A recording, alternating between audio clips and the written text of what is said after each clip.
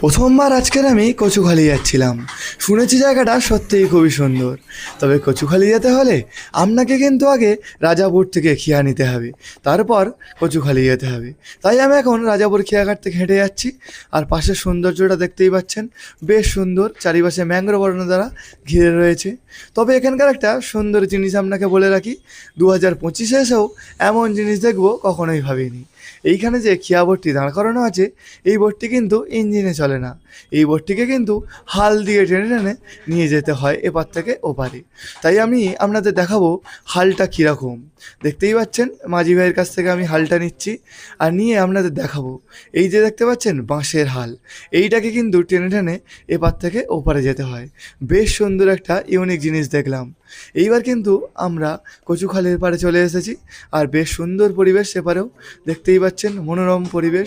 এইবার আমরা খেয়া থেকে নিচে নামবো এবং কচুখালিটা পুরোটা খুব সুন্দর করে ঘুরে দেখব, কারণ কচুখালি খুবই সুন্দর, আমরা এর আগেও শুনেছি। আজ আমরা সচক্ষে দেখার জন্যে কচুখালি এসে পড়েছি।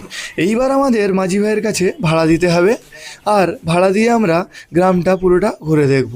একটা মানুষের 5 টাকা ভাড়া, আর আমরা 6 জন ছিলাম, তাই 30 টাকা ভাড়া দিয়ে আমরা কিন্তু এইবার বাইরের দিকে বেরিয়ে গেলাম। গ্রামটা সত্যিই খুবই সুন্দর, বাইরে বেরিয়েই বুঝতে পারলাম চারিপাশে সবুজে ঘেরা। দোকানপাট আজকের বন্ধ, কারণ দুপুর হয়ে গিয়েছে, তাই যে যার বাড়িতে খেতে চলে গিয়েছে। আমরা এইবার কচুখালি বাজার থেকে বাইরের দিকে হেঁটে যেতে থাকলাম। বেশ সুন্দর পরিবেশের মধ্যে দিয়ে আমরা কিন্তু হাঁটতে থাকলাম। এইবার আমরা একটু ডান সাইডের দিকে চলে যাব। আর দেখতে পাচ্ছেন কত সুন্দর একটি রাস্তা আর কত সুন্দর পরিবেশ। রাস্তাটাও যেমন সুন্দর, আর চারিপাশে সবুজ গাছপালাও বেশ সুন্দর। আমাদের কিন্তু এই রাস্তাটা দেখে মন ভরে গেল।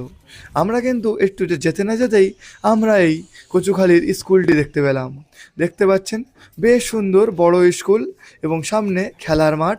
তবে চারিপাশটা সত্যিই খুবই সুন্দর, দেখে কিন্তু আমাদের মন ভরে যাচ্ছে। আপনারা যদি কচুখালি থেকে ভিডিওটি দেখে থাকেন তাহলে অবশ্যই কমেন্ট করে জানাবেন। এইবার আমরা সামনের একটি রাস্তায় চলে এসেছি, আর চারিপাশে ধান বাগান। যতদূর দেখছি ততদূর কিন্তু ধান চাষ করা হয়েছে, তাই চারিপাশটা সবুজ আর আকাশটা নীল।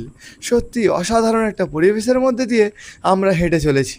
অবশ্যই কমেন্ট করে জানাবেন যে এই রাস্তাটা আপনাদের কেমন লাগলো আর কচুখালিটা আপনার কেমন লাগছে। আমরা এইবার চলে এসেছি ঘোড়া দৌড়ের রোডে বা গাছে ভরা রোডে। সেই রোড থেকেই আমরা সামনের দিকে হেঁটে যাচ্ছি।